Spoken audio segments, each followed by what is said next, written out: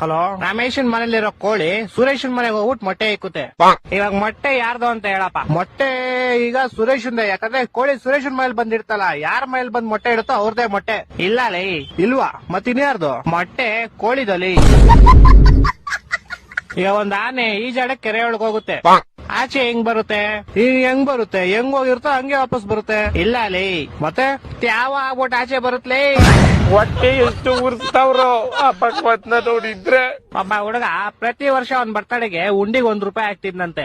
60 ವರ್ಷ ಆದ್ಮೇಲೆ ನೋಡಿದ್ರೆ ಅದ್ರಲ್ಲಿ ಬರೀ ₹12 ಐತಂತೆ. ಹೆಂಗೆ ಅಂದ್ರೆ ಅವ್ನು ಯಾರ ಚಪ್ಪಲಿ ಇರ್ತಾನೆ ಎತ್ಕೊಂಡಿರ್ತಾನೆ. ಇಲ್ಲ ಲೇ, ಮತ್ತೆ ಅವ್ನ್ birthday February 29 ಇತ್ಲೇ.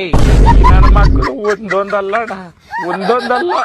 Okay, last and final ಕೇಳ್ಕೊಂಬಿಡು. ಹೇಳು. ಒಬ್ಬ ಹುಡುಗಂಗೆ ಹೆವಿ ಶುಗರ್ ಇರುತ್ತೆ, ಡಾಕ್ಟರ್ ಅವ್ನ್ಗೆ ಸ್ವೀಟ್ ಏರ್ ಬಿಟ್ಬಿಡು ಅಂತ ಹೇಳ್ತಾರೆ. ಅವನು ಲೈಫ್ ಪೂರ್ತಿ ಸ್ವೀಟ್ ಐತಿನಲ್ಲ, ಯಾಕೆ ಹೇಳು? ಇದಕ್ಕೂ ಯಾವ್ದೋ ಉಲ್ಟಾ ಸೀದಾ ಆನ್ಸರ್ ಇರುತ್ತೆ ಪಕ್ಕ. ಯಾಕಂದ್ರೆ ಅವ್ನ್ಗೆ ನಾನು ಹೇಳ್ತೀನಿ ಕೇಳು. ಹೇಳು. ಯಾಕಂದ್ರೆ ಆವಾಗ್ಲೇ ಹೇಳದ್ನಲ್ಲ, ಅವ್ನಿಗೆ ಶುಗರ್ ಇರುತ್ತೆ, ಡಾಕ್ಟರ್ ಇರ್ತಾರೆ, ಅದಕ್ಕೆ. ಹೊಟ್ಟೆ ಎಷ್ಟು ಉರ್ಸ್ತಾವ್ರೋ ಆ ಭಗವತ್ನ ನೋಡಿದ್ರೆ.